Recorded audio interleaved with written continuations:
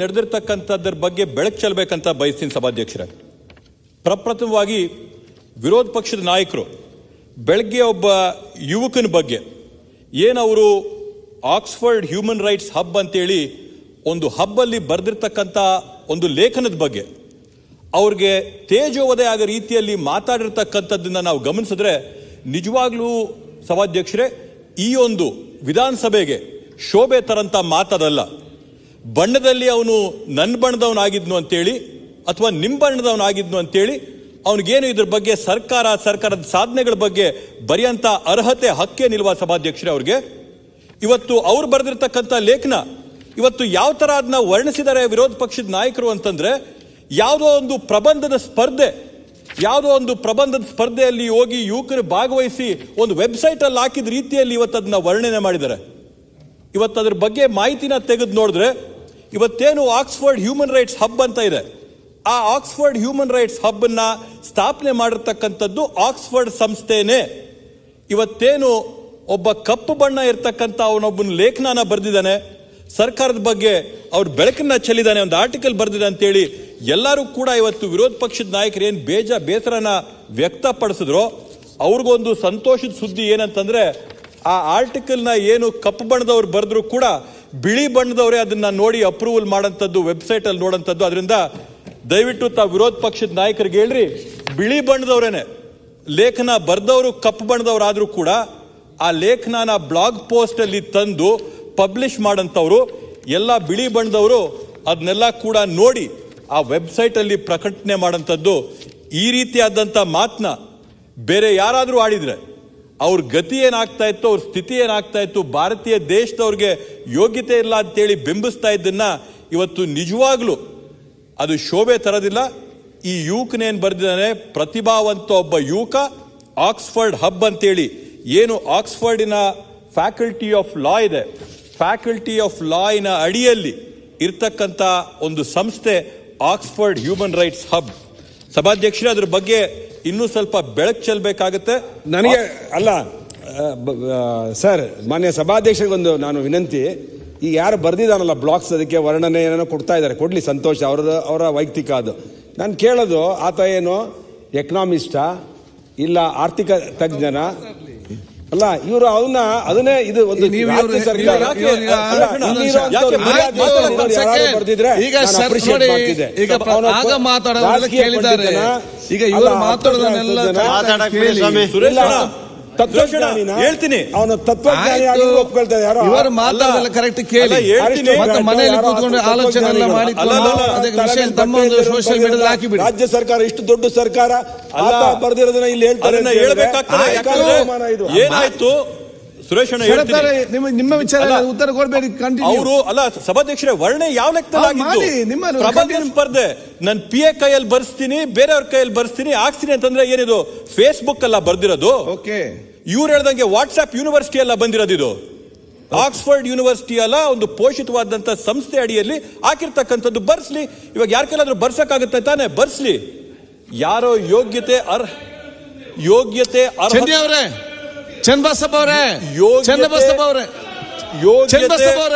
ಯೋಗ್ಯತೆ ಅರ್ಹತೆ ಇರ್ತಕ್ಕಂಥವ್ರು ಬರ್ದಿದ್ದಾರೆ, ಅದನ್ನ ತಮಗೆ ಜೀರ್ಣ ಮಾಡ್ಕೊಳಕ್ ಸಾಧ್ಯ ಆಗ್ತಾ ಇಲ್ಲ ಅಂತಂದ್ರೆ ನಾವೇನ್ ಮಾಡಕ್ಕಾಗುತ್ತೆ? ಆಯ್ತು, ಅದನ್ನ ಒಂದು ಪ್ಲಾಟ್ಫಾರ್ಮ್ ಅಲ್ಲಿ ಪಿಯರ್ ರಿವ್ಯೂ ಆಗಿ ಅದನ್ನ ಪರಿಶೀಲನೆ ಮಾಡಿ ವಿಶ್ಲೇಷಣೆ ಮಾಡಿನೇ ಅಲ್ಲಿ ಪ್ರಸ್ತುತ ಮಾಡಕ್ಕಾಗಂಥದ್ದು. ನೀವು ಅದನ್ನ ಬರೆಯಕ್ ಆಗಲ್ಲ ಅದನ್ನ, ಇಟ್ ಈಸ್ ಪ್ರಾಕ್ಟಿಕಲ್. ಅದನ್ನ ನಾವು ಇವತ್ತು ಯಾರೋ ಒಬ್ಬರನ್ನ ಅಲ್ಲಿ ಬಹಿರಂಗವಾಗಿ ಒಂದು ಸದನದಲ್ಲಿ ತೇಜೋವಧೆ ಮಾಡಿದೀವಿ, ಅದು ನಿಜವಾಗ್ಲೂ ತಪ್ಪೆಂದು ಅದನ್ನೆಲ್ಲ ಪೂರ್ತಿ ವಾಪಸ್ ತಗೋಬೇಕಾಗುತ್ತೆ. ಸಭಾಧ್ಯಕ್ಷರೇ, ಇವತ್ತು ಒಂದು ಕಡೆ ಹೌದು ಇವರೆಲ್ಲ ಹೇಳಿ ಈ ತರ ಯಾರೋ ಬುಡುಗನ್ನ ತೇಜೋವಧೆ ಮಾಡಿದ್ರು. ಯುನೈಟೆಡ್ ನೇಷನ್ಸಿನ ಏನ್ ಜನರಲ್ ಅಸೆಂಬ್ಲಿ ಇದೆ, ಜನರಲ್ ಅಸೆಂಬ್ಲಿನ ಚೇರ್ಮನ್ ಇವತ್ತು ಬಂದು ಕರ್ನಾಟಕ ರಾಜ್ಯದಲ್ಲಿ ಬಂದು ನೀವು ಮಾಡಿರ್ತಕ್ಕಂಥ ಯೋಜನೆಗಳು, ಕರ್ನಾಟಕ ರಾಜ್ಯದಲ್ಲಿ ಮಾಡಿರ್ತಕ್ಕಂಥ ಪಂಚ ಗ್ಯಾರಂಟಿಗಳು ಈ ದೇಶಕ್ಕೆ ಅಲ್ಲ ಈ ವಿಶ್ವಕ್ಕೆ ಮಾದರಿಯಾದಂಥ ಯೋಜನೆಗಳನ್ನ ತಾವು ಮಾಡಿರ ಅಂತ ಹೇಳಿದ್ರ, ಅದನ್ನ ಯಾಕೆ ತಾವು ಪ್ರಸ್ತಾಪ ಮಾಡಲಿಲ್ಲ? ಯುನೈಟೆಡ್ ನೇಷನ್ಸ್ ಜನರಲ್ ಅಸೆಂಬ್ಲಿ ಅವ್ರು ಬಂದು ಹೇಳೋಗಿದ್ದಾರೆ. ಯಾರು ಅಂತಂದ್ರೆ ಕ್ಯಾಮರೂನಿನ ಮಾಜಿ ಪ್ರಧಾನಮಂತ್ರಿಗಳು ಯಾರಾಗಿದ್ರು ಅವ್ರು ಬಂದಿಲ್ಲಿ ನಾವು ಮಾಡಿರ್ತಕ್ಕಂಥ ಪಂಚಭಾಗ್ಯಗಳ ಯೋಜನೆಗಳನ್ನ ಪ್ರಶಂಸೆನ ನೀಡಿ ತಾವು ಮಾಡಿರ್ತಕ್ಕಂಥ ಕಾರ್ಯಕ್ರಮಗಳಿಂದ ಮಹಿಳೆಯರ ಸಬಲೀಕರಣ ಆಗಿದೆ ಅಂತೇಳಿ ಇವತ್ತು ಹೇಳೋಗಿದ್ದಾರೆ. ಇವತ್ತು ಅದರ ಪ್ರಸ್ತಾಪ ತಾವು ಮಾಡಿಲ್ಲ. ಅದನ್ನು ಕೂಡ ಮಾಡ್ಬೇಕಾಗಿತ್ತಲ್ವಾ ತಾವು? ಮಾನ್ಯ ಬಚ್ಚೇಗೌಡ್ರೆ, ನಾನು ಹೇಳೋದೇನಂದ್ರೆ, ಅವ್ರು ಬಿಡಿ, US ಅವ್ರು ಬಂದ್ರೋ, ಇಂಗ್ಲೆಂಡ್ ಅವ್ರು ಬರ್ತಾರೋ, ಆಕ್ಸ್ಫರ್ಡ್, ನಿಮ್ ಶಾಸಕರು ಒಪ್ತಾರ ನಿಮ್ ಪಂಚಾಯತ್ ಯೋಜನೆಗಳನ್ನ ಕೇಳಿ? ಎಲ್ಲರೂ ನಿಮ್ ಶಾಸಕರು ಒಪ್ತಾರ? ಫಸ್ಟ್ ಕೇಳಿ. ಯಾರೊಪ್ಪಲ್ಲ? BR ಪಾಟೀಲ್ ಹೇಳ್ತಾರೆ. ಎಲ್ಲರೂ BR ಪಾಟೀಲ್ ಹೇಳ್ತಾರೆ.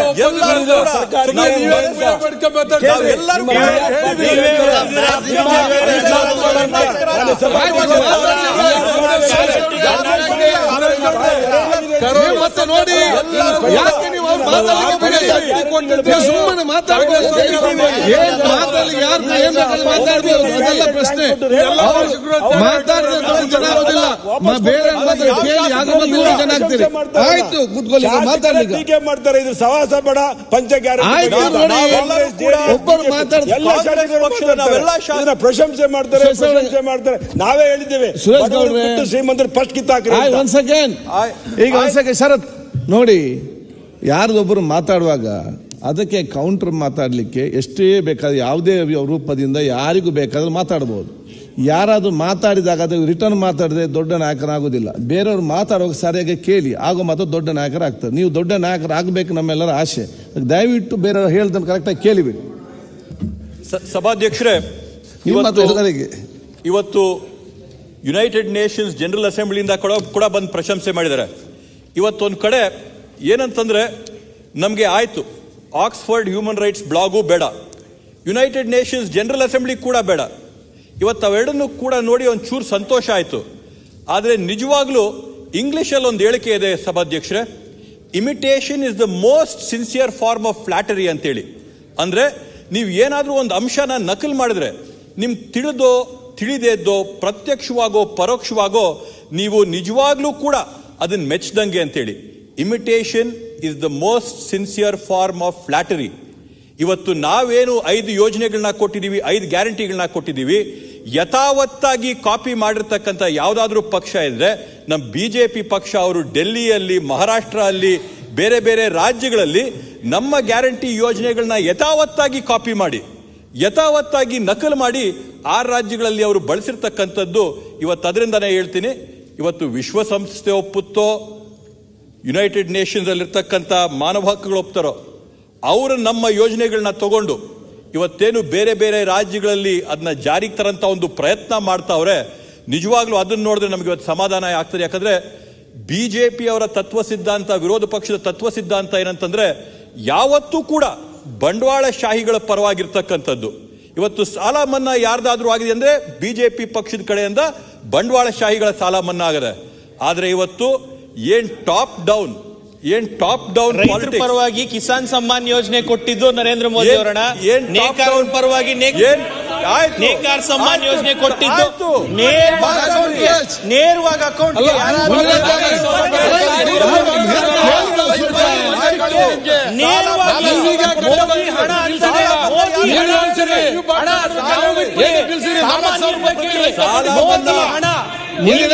ಮೋದಿ ಹಣ ಬಿತ್ತ ಅಂತ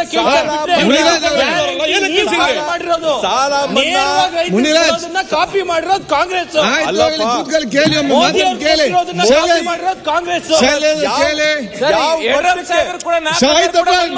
ಕೇಳಿ ಮುನಿರಾಜ್ ಅವರೇ, ಶೈಲೇಂದ್ರ ಅವರೇ ಕೇಳಿ. ಈಗ ಸೀನಿಯರ್ ಹೇಳಿದ ಕರೆಕ್ಟ್ ಕೇಳ್ತಾ ಇದ್ದಾರೆ. ಕಾಂಗ್ರೆಸ್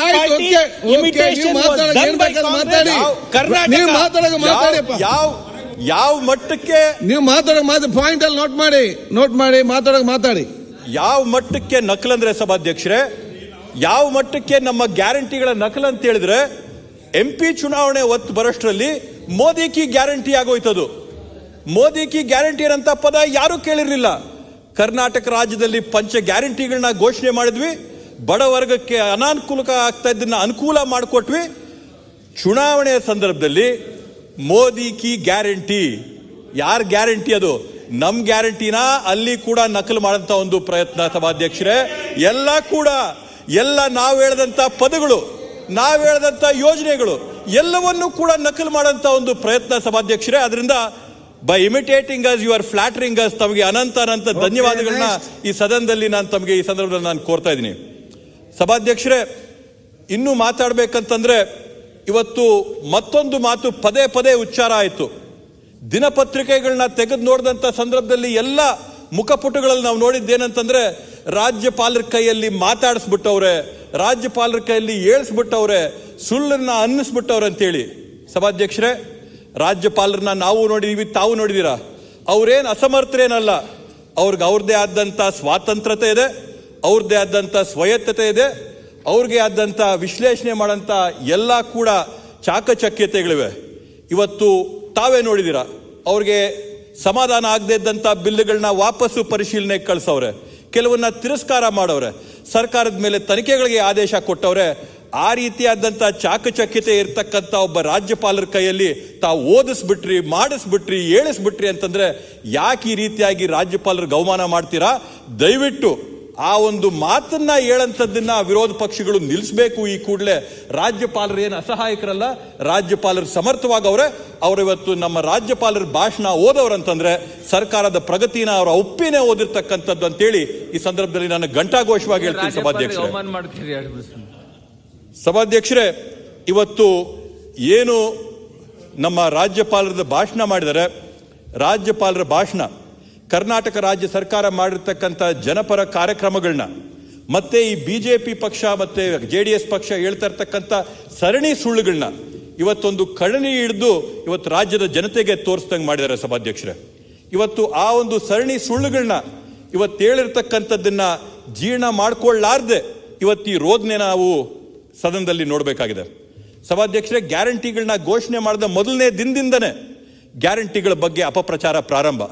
ಇದು ಬೋಗಸ್ ಗ್ಯಾರಂಟಿ, ಇದು ಜಾರಿಗೆ ತರಕಾಗದೇ ಇದ್ದಂತ ಗ್ಯಾರಂಟಿ ಅಂತ ಹೇಳಿ ನಿರಂತರವಾಗಿ ಪ್ರಚಾರ ಆಗಿ ಜನರ ಮನಸ್ಸುಗಳಲ್ಲಿ ಅನುಮಾನನ ಹುಟ್ಟಿಸಂತ ಒಂದು ಪ್ರಯತ್ನ ಮಾಡಿದ್ರು.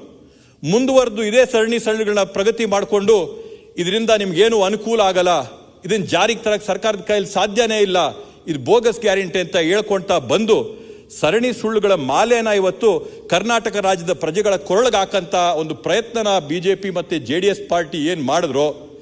3 ನಡೆದಂತ ಉಪಚುನಾವಣೆಗಳಲ್ಲಿ ಜನರು ಆ ಒಂದು ಸುಳ್ಳಿನ ಮಾಲೆನ ತಿರಸ್ಕಾರ ಮಾಡಿ ಗೆಲುವಿನ ಮಾಲೆನ ನಮ್ ಕೊರಳಿಗಾಕಿದ್ರು. ಗೃಹಲಕ್ಷ್ಮಿ ಗೆಲುವು ವಾಪಸ್ ನಿಮ್ ಕೊರಳಿಗಾಕಿ 3 ಉಪಚುನಾವಣೆಗಳಲ್ಲಿ ನಮಗೆ ಜಯನ ಕೊಟ್ಟಿದ್ದಾರೆ. ಮತದಾರರು, ಈ ರಾಜ್ಯದ ಮತದಾರರು ಚುನಾವಣೆ ಮುಖಾಂತರ ಏನು ಸಂದೇಶನ ಈ ರಾಜ್ಯಕ್ಕೆ ಕೊಟ್ಟಿದ್ದಾರೋ ಅದೇ ಸಂದೇಶನ ಇವತ್ತು ರಾಜ್ಯಪಾಲರು ತಮ್ಮ ಭಾಷಣದ ಮುಖಾಂತರವಾಗಿ ಈ ರಾಜ್ಯಕ್ಕೆ ಹೇಳಿದ್ದಾರೆ.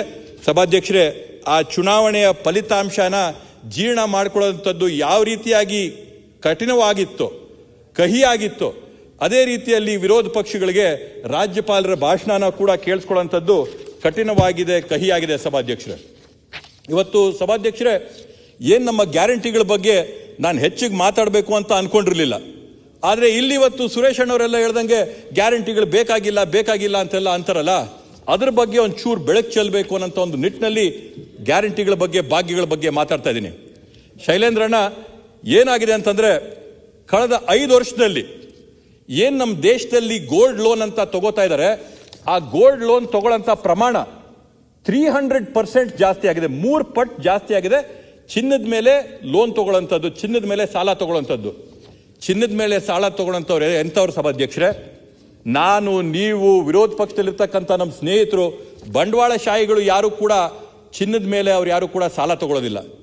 ಚಿನ್ನದ ಮೇಲೆ ಸಾಲ ತಗೊಳ್ಳೋಂಥದ್ದು ಸಮಾಜದಲ್ಲಿ ಅತ್ಯಂತ ತುಳಿತಕ್ಕೆ, ಅತ್ಯಂತ ಕಷ್ಟದಲ್ಲಿರ್ತಕ್ಕಂಥವ್ರು, ತೊಂದರೆಯಲ್ಲಿರ್ತಕ್ಕಂಥವ್ರು, ಅವ್ರು ಇವತ್ತು ಚಿನ್ನದ ಮೇಲೆ ಸಾಲ ತಗೊಳ್ಳೋಂಥದ್ದು. ಸಭಾಧ್ಯಕ್ಷರೇ, ಇವತ್ತು ಅವ್ರ ಸಂಖ್ಯೆ ಜಾಸ್ತಿ ಆಗ್ತಾ ಇದೆ ಅಂತಂದ್ರೆ, ಅದರ ಪ್ರಮಾಣ ಜಾಸ್ತಿ ಆಗ್ತಾ ಇದೆ ಅಂದ್ರೆ ಅದು ಏನಂತ ತೋರಿಸುತ್ತಂತಂದ್ರೆ ಈ ದೇಶದಲ್ಲಿ ಇವತ್ತು ಆರ್ಥಿಕತೆಯ ಪರಿಸ್ಥಿತಿ ಕುಸಿತಾ ಬರ್ತಾ ಇದೆ. ಸಾಮಾನ್ಯ ವರ್ಗದ ಜನರ ಬದುಕುಗಳೆಲ್ಲ ಕೂಡ ತೊಂದರೆಯಲ್ಲಿದ್ದಾರೆ, ನೋವಲ್ಲಿದ್ದಾರೆ. ಇವತ್ತು ಅವತ್ತು ಚಿನ್ನನ ಅಡ ಇಟ್ಟು ಜೀವನ ನಡೆಸಂತ ಪರಿಸ್ಥಿತಿ ಬಂದಿದೆ. ಸಭಾಧ್ಯಕ್ಷರೇ, ಇದಕ್ಕೆ ಕಾರಣಗಳು ಹಲವಾರು ಕಾರಣಗಳಿವೆ.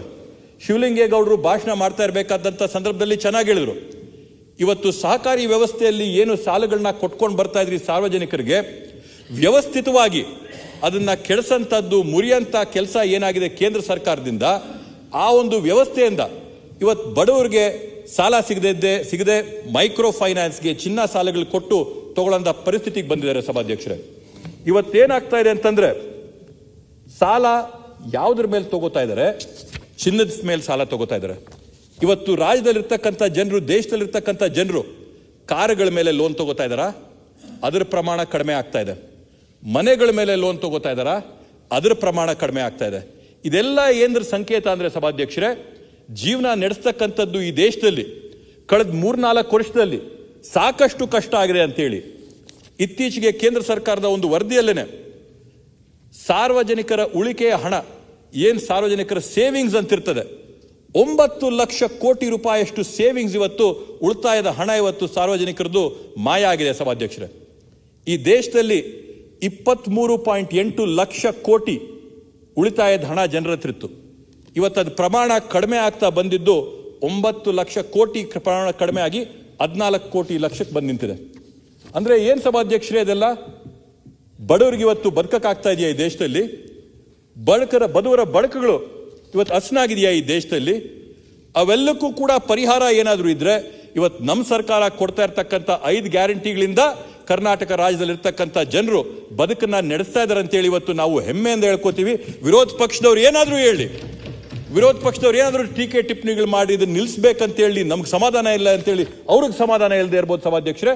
ಆದರೆ ನಾವು ಮಾಡ್ತಾ ಇರ್ತಕ್ಕಂಥ ಈ ಯೋಜನೆಗಳಿಂದ ಕರ್ನಾಟಕ ರಾಜ್ಯದಲ್ಲಿರ್ತಕ್ಕಂಥ 7 ಕೋಟಿ ಜನಕ್ಕೆ ನಿಜವಾಗ್ಲೂ ಕೂಡ ಅನುಕೂಲ ಆಗಂತ ಕೆಲಸ ನಾವು ಮಾಡ್ತಾ ಇದೀವಿ.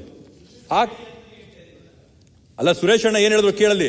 ನಿನ್ ಮುಂದೆನೆ ಸುರೇಶ್ ಅಣ್ಣ ಅವರೇ, ಸುರೇಶ್ ಕೊಡ್ರು ಅಲ್ಲ ಕೇಳಿದಾಗ ಇವಾಗ ಒಬ್ಬರು ನಿಲ್ಸ್ಬೇಡಿ ಅಂತ ಹೇಳ್ತಾರೆ, ಒಬ್ಬರು ನಿಲ್ಸಿ ಅಂತ ಹೇಳ್ತಾರೆ.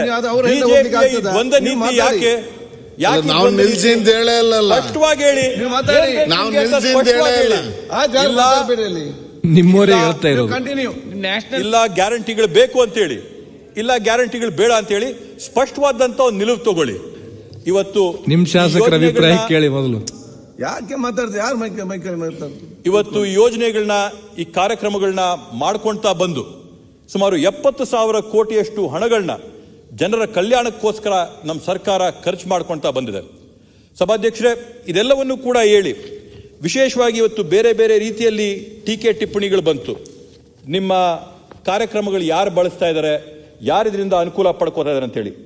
ಶಕ್ತಿ ಯೋಜನೆ ಮತ್ತು ಗೃಹಲಕ್ಷ್ಮಿ ಯೋಜನೆ ಎರಡರ ಬಗ್ಗೆ ಕೂಡ ವಿಸ್ತೃತವಾದಂಥ ವರದಿನ ಇವತ್ತು Indian institute of public administration ಕಡೆಯಿಂದ ಬಂದಿದೆ ಸಭಾಧ್ಯಕ್ಷರೇ. ಅದರಲ್ಲಿ ಸ್ಪಷ್ಟವಾಗಿ ಹೇಳ್ತಾ ಇದ್ದಾರೆ, ಶಕ್ತಿ ಯೋಜನೆಯಿಂದ ಇವತ್ತು ಯಾರಿಗೆ ಅನುಕೂಲ ಆಗ್ತಾ ಇದ್ದಾರೆ ಅಂದರೆ ಸಮಾಜದಲ್ಲಿರ್ತಕ್ಕಂಥ ಕೆಳವರ್ಗದವ್ರಿಗೆ, ಮಧ್ಯಮ ವರ್ಗದವ್ರಿಗೆ, ವಿದ್ಯಾರ್ಥಿಗಳಿಗೆ ಈ ಶಕ್ತಿ ಯೋಜನೆಯಿಂದ ಸಾಕಷ್ಟು ಅನುಕೂಲ ಆಗ್ತಾ ಇದೆ ಅಂತೇಳಿ ಇವತ್ತು ಈ ವರದಿಯಲ್ಲಿ ಹೇಳಿದ್ದಾರೆ. ನಾವು ಕೊಡ್ತಾ ಇರ್ತಕ್ಕಂಥ 2,000 ರೂಪಾಯಿಯಿಂದ ಮನೆಗಳು ಇವತ್ತು ನಡೆಸಕ್ಕೆ ಅನುಕೂಲ ಆಗ್ತಾ ಇದೆ ಅಂತೇಳಿ ಈ ವರದಿಗಳು ಸ್ಪಷ್ಟವಾಗಿ ಇವತ್ತು ಹೇಳ್ತಾ ಇದೆ ಸಭಾಧ್ಯಕ್ಷರೇ. ಈ ಎಲ್ಲ ಕೆಲಸಗಳನ್ನ ನಾವು ಮಾಡ್ಕೊಳ್ತಾ ಬರ್ತಾ ಇದೀವಿ. ಇವತ್ತು ವಿರೋಧ ಪಕ್ಷಗಳ ಒಂದು ಕರ್ತವ್ಯ, ಅವ್ರು ನಮಗೆ ಟೀಕೆ ಮಾಡಬೇಕು, ಮಾಡೇ ಮಾಡ್ತಾರೆ. ಆದರೆ ಟೀಕೆ ಮಾಡೋದು ಕೂಡ ಸಕಾರಾತ್ಮಕವಾಗಿರಬೇಕು. ಹೌದು, ನಾವು ಒಪ್ಕೋತೀವಿ, ಈ ಒಂದು ಕಂತು ಕೊಡೋದ್ರಲ್ಲಿ ಸ್ವಲ್ಪ ವಿಳಂಬ ಆಗಿರ್ಬೋದು. ಆದರೆ ನಮ್ಮ ಸರ್ಕಾರ ಬದ್ಧವಾಗಿದೆ. ಈ ಒಂದು ಯೋಜನೆಗಳನ್ನ, ಪಂಚ ಗ್ಯಾರಂಟಿಗಳನ್ನ ನಾವೇನು ಮಾಡ್ಕೊಂಡಿದ್ದೀವಿ, ಆ ಪಂಚ ಗ್ಯಾರಂಟಿಗಳ ಮುಖಾಂತರವಾಗಿ ರಾಜ್ಯದ ಎಲ್ಲ ಜನರಿಗೂ ಕೂಡ ನ್ಯಾಯ ಒದಗಿಸ್ಕೊಡಂಥ ಕೆಲಸ ನಾವು ಮಾಡೇ ಮಾಡ್ತೀವಿ ಅಂತ ಈ ಸಂದರ್ಭದಲ್ಲಿ ಹೇಳಕ್ಕೆ ಬಯಸ್ತೀನಿ ಸಭಾಧ್ಯಕ್ಷರೇ. ಮತ್ತೊಂದು ಮುಂದುವರೆದು ಇವತ್ತೆಲ್ಲ ಕಡೆ ನಾವು ಹೇಳ್ತಾ ಇರ್ತೀವಿ, ಗುಂಡಿ ಆಗೋಗಿದೆ, ರೋಡ್ ಕೆತ್ತೋಗಿದೆ ಅಂತೆಲ್ಲ ಹೇಳಿ. ಏನು ಗುಂಡಿ ಬಿದ್ದಿರೋದೇನು ನಮ್ಮ ಸರ್ಕಾರದಲ್ಲ? ಗುಂಡಿ ಬಿದ್ದಿರೋದು ಬರೀ ಈ ಸರ್ಕಾರದಲ್ಲ, ಮೊದಲು ಯಾವತ್ತೂ ಕೂಡ ಗುಂಡಿಗಳಿಲ್ಲ ಸರ್ಕಾರದಲ್ಲಿ. 2023 ತಾವು ಅಧಿಕಾರ ಹಸ್ತಾಂತರ ಮಾಡಿಕೊಟ್ಟಂಥ ಸಂದರ್ಭದಲ್ಲಿ ಕರ್ನಾಟಕ ರಾಜ್ಯಾದ್ಯಂತ ಕಾರ್ಪೆಟ್ ತರ ರೋಡ್ಗಳನ್ನ ಆಸೆ ಏನಾದರೂ ಕೊಟ್ಟಿದ್ರಾ? ಸಹಜವಾಗಿ ಆಗಂತ ಇದೊಂದು ಪ್ರಕ್ರಿಯೆ. ಮಳೆಗಾಲದಲ್ಲಿ ರೋಡ್ ಕೆಡುತ್ತೆ, ಕಾರ್ಪೆಟ್ ಆಸೆ ಕೊಟ್ಟಿದ್ರೆ ತಾವು ಹೌದು ಅದನ್ನ ನಾವು ಹಾಳು ಮಾಡಿದೀವಿ ಅಂತ ಹೇಳ್ಬೋದು. ಇವತ್ತು ಗುಂಡಿನೂ ಕೂಡ ನೀವು ಮುಚ್ಕೊಟ್ಟಿಲ್ಲ. ನಿಮ್ಮ ಸರ್ಕಾರ ಇದ್ದಂಥ ಸಂದರ್ಭದಲ್ಲಿ ಕೂಡ ಗುಂಡಿಗಳಿತ್ತು. ಬೆಂಗಳೂರಲ್ಲಿ ನಿಮ್ಮ ಸರ್ಕಾರ, ಬಿಜೆಪಿ ಸರ್ಕಾರ, ಬೊಮ್ಮಾಯಿಯವ್ರ ಸರ್ಕಾರ ಇದ್ದಂಥ ಸಂದರ್ಭದಲ್ಲಿ ಗುಂಡಿಗಳು ಮುಚ್ಚದಲ್ಲಿ ಆದಂಥ ಹಗರಣ ಜಗಜ್ಜಾಹೀರಾತಾಗಿ ಎಲ್ಲರಿಗೂ ಕೂಡ ಗೊತ್ತಿದ್ದಂಥ ವಿಷಯನೇ. ಇವನ್ನೆಲ್ಲವನ್ನೂ ಕೂಡ ಮಾಡ್ಕೊಂಡು ಬರೋದ್ರಲ್ಲಿ ಇವತ್ತು ನಮ್ಮ ಸರ್ಕಾರ ಸಮರ್ಥವಾಗಿ ತನ್ನ ಕೆಲಸನ ನಡೆಸ್ಕೊಳ್ತಾ ಬರ್ತಾ ಇದೆ. ಇವತ್ತು 1000 ಕಿಲೋಮೀಟರ್ ಇವತ್ತು ಏನು ಟಾರ್ ಹಾಕಬೇಕಾಗಿದೆ ಎಲ್ಲ ನಮ್ಮ ಸರ್ಕಾರದ ವತಿಯಿಂದ ನಾವು ಮಾಡ್ಕೊಳ್ತಾನೆ ಬರ್ತಾ ಇದೀವಿ ಸಭಾಧ್ಯಕ್ಷರೇ. ಇವತ್ತು ಸಭಾಧ್ಯಕ್ಷರೇ ಇನ್ನೊಂದು 5-10 ನಿಮಿಷ ಅಷ್ಟೇ ಮುಗಿಸ್ತೀನಿ. 5 ಮಿನಿಟ್ಸ್ ಮುಗಿಸ್ತೀನಿ ಸಭಾಧ್ಯಕ್ಷರೇ. ಇವತ್ತು ಅದೇ ರೀತಿಯಲ್ಲಿ ಏನೇನು ಅಭಿವೃದ್ಧಿಗಳು ಮಾಡ್ಕೊಂಡು ಬರಬೇಕು ಆ ಅಭಿವೃದ್ಧಿಗಳನ್ನೆಲ್ಲ ಕೂಡ ನಮ್ಮ ಸರ್ಕಾರ ಮಾಡ್ಕೊಳ್ತಾ ಬರ್ತಾ ಇದೆ ಸಭಾಧ್ಯಕ್ಷರೇ. ಇವತ್ತು ಪ್ರಸ್ತಾಪ ಮಾಡಿದಂಥವ್ರು ಸಾಕಷ್ಟು ಜನ ಮಾತಾಡಬೇಕಾದಾಗ ಹೇಳವ್ರೆ, ಇವತ್ತು ಸರ್ಕಾರ ಈ ಒಂದು ಆರ್ಥಿಕ ಇಕ್ಕಟ್ಟಿನಲ್ಲಿ ಇರಬೇಕಂತಂದ್ರೆ ಅದಕ್ಕೆ ಪ್ರಮುಖವಾದಂಥ ಕಾರಣ, ಕಾಂಟ್ರಾಕ್ಟರ್ ಈ ರೀತಿಯಾಗಿ ರೋದನೆ ಮಾಡ್ತಾ ಇರಬೇಕಂದ್ರೆ ಪ್ರಮುಖವಾದಂಥ ಕಾರಣ ಕಳೆದ ಬಿಜೆಪಿ ಸರ್ಕಾರ ಅವಧಿ ಮುಗಿತಾ ಬರ್ತಾ ಇದ್ದಂಗೆ ಅವ್ರು ಮಾಡಿದಂಥ ಅಶಿಸ್ತಿನಿಂದ ಇವತ್ತು ಈ ಪರಿಸ್ಥಿತಿ ಕರ್ನಾಟಕ ರಾಜ್ಯ ಎದುರಿಸಬೇಕಾಗ್ತದೆ ಸಭಾಧ್ಯಕ್ಷರೇ. ಇವತ್ತು ಬೇರೆ ಬೇರೆ ಸಾವಿರಾರು ಕೋಟಿಯ ಹಗರಣಗಳಾಯಿತು, ಸಾವಿರಾರು ಕೋಟಿಗಳ ಆದೇಶಗಳನ್ನ ಕೊಡ್ತು ಅಂತ ಹೇಳ್ತಾರೆ. ಅದ್ರ ಬಗ್ಗೆ ನಾನು ಚರ್ಚೆ ಮಾಡಕ್ಕೆ ಹೋಗೋದಿಲ್ಲ. ಒಂದು ಸಣ್ಣ ವಿಷಯ ಹೇಳ್ತೀನಿ ನಾನು ಸಭಾಧ್ಯಕ್ಷರೇ. ಏನು ನಮ್ಮ ಭಾಗದಲ್ಲಿರ್ತಕ್ಕಂಥ ಬಯಲುಸೀಮೆ ಅಭಿವೃದ್ಧಿ ನಿಗಮ ಅಂತಿತ್ತು ಸಭಾಧ್ಯಕ್ಷರೇ, ಅದರಲ್ಲಿ ಮೀಸಲಾತಿ ಮಾಡಲಿಕ್ಕಿರ್ತಕ್ಕಂಥ ಹಣ ಎಷ್ಟಂತಂದ್ರೆ 35ರಿಂದ 40 ಕೋಟಿ ರೂಪಾಯಿ. ಆದರೆ ಕಳೆದ ಸರ್ಕಾರ ಮುಗಿಯಂತ ಕಡೆ 6 ತಿಂಗಳಲ್ಲಿ ಎಷ್ಟು ಕೋಟಿ ರೂಪಾಯಿಗಳಿಗೆ OM ಬರೆದಿರ್ಬೋದು, ಎಷ್ಟು ಕೋಟಿ ರೂಪಾಯಿಗಳಿಗೆ ಸೆಕ್ರೆಟರಿಗಳ ಸಿಗ್ನೇಚರ್ ಬಿದ್ದಿರ್ಬೋದು, ಎಷ್ಟು ಕೋಟಿ ರೂಪಾಯಿಗಳ ಕಾಂಟ್ರಾಕ್ಟರ್ಗಳಿಗೆ ಆದೇಶ ಕೊಟ್ಟಿರ್ಬೋದ್ರೆ ಈ ಒಂದು ಸಣ್ಣ ನಿಗಮದಲ್ಲಿ 360ರಿಂದ 400 ಕೋಟಿ ರೂಪಾಯಿಯಷ್ಟು OMಗಳು ಎಲ್ಲ ಕಡೆ ಹರಿದಾಡ್ತಾವೆ ಸಭಾಧ್ಯಕ್ಷರೇ. ಈ ರೀತಿಯಾದಂಥ ಅಶಿಸ್ತಿನಿಂದ ಇವತ್ತು ಸರ್ಕಾರ ಈ ರೀತಿಯಾದಂಥ ಪರಿಸ್ಥಿತಿಯಲ್ಲಿರ್ತಕ್ಕಂಥದ್ದು. ಕಳೆದ ಸರ್ಕಾರದ ಪಾಪಗಳನ್ನ ತೊಳೆದು ಜನಗಳಿಗೆ ಭಾಗ್ಯಗಳನ್ನ ಕೊಟ್ಟು ಅಭಿವೃದ್ಧಿ ಕೆಲಸಗಳನ್ನ ಮಾಡ್ಕೊಂಡು ಹೋಗ್ತಾ ಇರತಕ್ಕಂಥ ಸನ್ಮಾನ್ಯ ಸಿದ್ದರಾಮಣ್ಣವರ DK ಶಿವಕುಮಾರ್ ಅವರ ಸರ್ಕಾರ ನಿಜವಾಗ್ಲೂ ಈ ರಾಜ್ಯದಲ್ಲಿ ಶ್ಲಾಘನೀಯವಾದಂಥ ಕೆಲಸನ ಮಾಡ್ತಾ ಇದೆ ಸಭಾಧ್ಯಕ್ಷರೇ. ಮುಂದುವರೆದು ಇವತ್ತೇನು ಅನುದಾನಗಳ ತಾರತಮ್ಯ ಅಂತ ಮಾತಾಡ್ತಾರೆ, ಅನುದಾನಗಳಲ್ಲಿ ಕೊಡಂಥದ್ರಲ್ಲಿ BJP JDS ಕಾಂಗ್ರೆಸ್ ಅಂತ ಹೇಳ್ತಾರೆ ಸಭಾಧ್ಯಕ್ಷರೇ. ಅದರಲ್ಲಿ ಒಬ್ಬ ನಂದಂತವನು ನಾನು. ಕಳೆದ BJP ಸರ್ಕಾರ ಬಸವರಾಜ ಬೊಮ್ಮಾಯಿಯವರ ಸರ್ಕಾರ ಇರಬೇಕಾದಂಥ ಸಂದರ್ಭದಲ್ಲಿ 10 ಕೋಟಿ ರೂಪಾಯಿ ಅನುದಾನಕ್ಕೋಸ್ಕರ, ಕೇವಲ 10 ಕೋಟಿ ರೂಪಾಯಿ ಅನುದಾನಕ್ಕೋಸ್ಕರ 10 ತಿಂಗಳು ನಾನು ಫೈನಾನ್ಸ್ ಡಿಪಾರ್ಟ್ಮೆಂಟ್ ಇಂದ RDPR ಇಂದ CEO ಆಫೀಸಿಂದ ವಾಪಸ್ RDPR ಫೈನಾನ್ಸ್ ಡಿಪಾರ್ಟ್ಮೆಂಟು 10 ತಿಂಗಳು ತುರ್ದಾಡಿ ನನ್ನ ಚಪ್ಪಲಿ ಸೌದೋಗಿತ್ತು ಸಭಾಧ್ಯಕ್ಷರೇ. 10 ಕೋಟಿ ಅನುದಾನ ನನ್ನ ಕೈ ಕೊಡಲಿಲ್ಲ. ಕಡೆಗೆ ಯಾವ ಮಟ್ಟಕ್ಕಾಯ್ತು ಅಂತಂದ್ರೆ ಕೇಳಿ ನೋಡಿ ಬೇಸರ ಪಟ್ಟು ಮುಖ್ಯಮಂತ್ರಿಗಳ ಹತ್ರ ಹೋಗಿ ಬೇಡಾಡಿ ಎಲ್ಲಿ ಕೂಡ ನ್ಯಾಯ ಸಿಗದೇ ಇದ್ದಂಥ ಸಂದರ್ಭದಲ್ಲಿ ಇಲ್ಲಿ ಬಂದು ಮುಖ್ಯ ಕಾರ್ಯದರ್ಶಿಗಳ ಕಚೇರಿಯಲ್ಲಿ ಮನವಿ ಮಾಡಿಕೊಂಡು ನಾನು ಗಾಂಧಿ ಪ್ರತಿಮೆ ಮುಂದೆ ಪ್ರತಿಭಟನೆ ಮಾಡ್ತೀನಿ, ಕೊಡೋದಾದ್ರೆ ಅನುದಾನ ಕೊಡ್ರಿ ಅಥವಾ ಅನುದಾನ ಕೊಡದೇನೆ ಬಿಡ್ರಿ ಅಂತೇಳಿ ಗಾಂಧಿ ಪ್ರತಿಮೆ ಮುಂದೆ ಅನುದಾನಕ್ಕೋಸ್ಕರ ನಾನು ಪ್ರತಿಭಟನೆ ಮಾಡಬೇಕಾದಂಥ ಸಂಗತಿ ಕೂಡ ನಾವು ನೋಡಿದೀವಿ ಸಭಾಧ್ಯಕ್ಷರೇ. ಇದು 10 ಕೋಟಿ ರೂಪಾಯಿಗಳಿಗೋಸ್ಕರ 1 ವರ್ಷ ನಾನು ವಿರೋಧ ಪಕ್ಷದ ಒಬ್ಬ ಶಾಸಕನಾಗಿ ಪರದಾಡಿರ್ತಕ್ಕಂಥ ನನ್ನ ಸ್ವಂತ ಅನುಭವನ ನೋವನ್ನ ನಾನು ಈ ಸದನದಲ್ಲಿ ಹಂಚ್ಕೊಳ್ಳೋಕೆ ಹೇಳಕ್ಕೆ ನಾನು ಬಯಸ್ತೀನಿ ಸಭಾಧ್ಯಕ್ಷರೇ. ಇವತ್ತು ಏನು ಇವ್ರು ಮಾತಾಡ್ತಾ ಇರ್ತಕ್ಕಂಥ ತಾರತಮ್ಯದ ಬಗ್ಗೆ 10 ಕೋಟಿ ರೂಪಾಯಿಗಳಿಗೆ ಗಾಂಧಿ ಪ್ರತಿಮೆ ಮುಂದೆ ಒಬ್ಬ ಶಾಸಕರನ್ನ ನಿಲ್ಸಂತ ಪರಿಸ್ಥಿತಿ ಕಳೆದ ಸರ್ಕಾರಗಳಲ್ಲಿ ತಂದು ಮಾಡಿದ್ರು. ಇವತ್ತು ಅದೇ ನಮ್ಮ ಸರ್ಕಾರ ಬಂದಾಗಿಂದ, ಸನ್ಮಾನ್ಯ ಸಿದ್ದರಾಮಣ್ಣವರ ಸರ್ಕಾರ ಬಂದಾಗಿಂದ ನಾನು ಈಗ ಗಾಂಧಿ ಪ್ರತಿಮೆ ಹತ್ರ ಕೊಡ್ಬೇಕಂತ ಶರತಣ್ಣ ನಾನು ಗಾಂಧಿ ಪ್ರತಿಮೆ ಮಾಡಿ ನಾನು ಗಾಂಧಿ ಪ್ರತಿಮೆ ರಿವೆಂಜ್ ತಗೊಳ್ತಾ ಇದ್ದಾರೆ ಈಗ. ಸೆಷನ್ ಮುಗಿಲಿ ಮತ್ತೆ ನಿಮ್ದೆಲ್ಲ ರಿವೆಂಜ್ ಈಗ ನಡೀತಾ ಇದೆ. 10 ಕೋಟಿ ರೂಪಾಯಿಗೋಸ್ಕರ ಈ ರೀತಿಯಾಗಿ ಅಲ್ದಾಡ್ಸಂತ ಮಾಡಿಸಂತ ಉದಾಹರಣೆ ಖುದ್ದು ನಾನಾಗಿ ನಿಂತಿದ್ದೀನಿ ಸಭಾಧ್ಯಕ್ಷರೇ. ಆದ್ರೂ ಕೂಡ ನೀವು ಕೊಡ್ಲಿಲ್ಲ, ಬರಲಿಲ್ಲ ಅದು.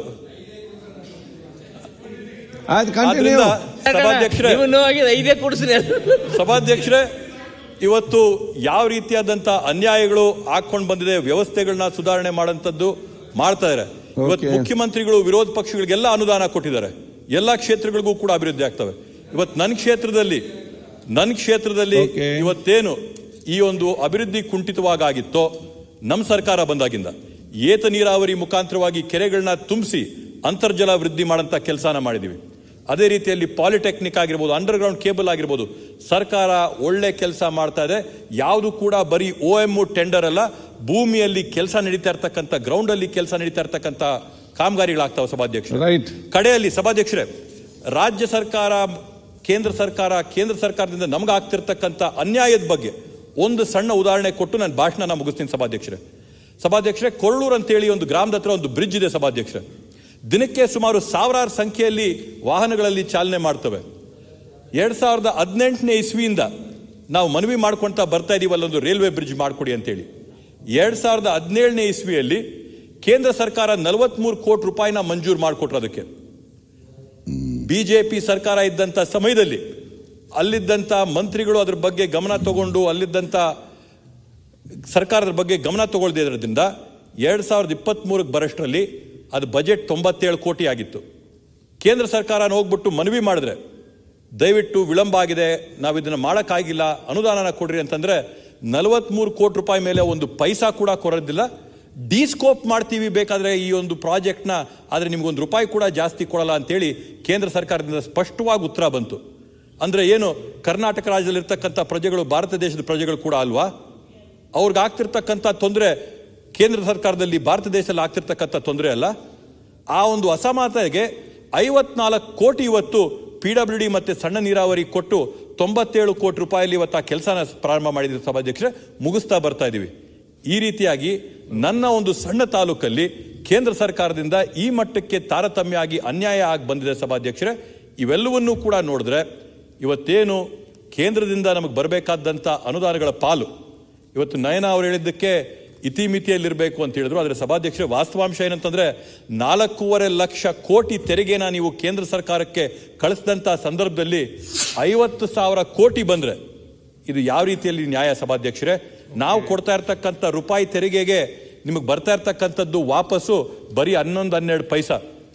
ಇವತ್ತು ಸರ್ಕಾರದ ಕಲ್ಪನೆ, ಇವತ್ತು ನಮ್ಮ ಸರ್ಕಾರ ಇಟ್ಕೊಂಡಿರ್ತಕ್ಕಂಥ ಕಲ್ಪನೆ $1 ಟ್ರಿಲಿಯನ್ ಎಕಾನಮಿ ಮಾಡಬೇಕು ಅಂತ ಕರ್ನಾಟಕ ರಾಜ್ಯನ.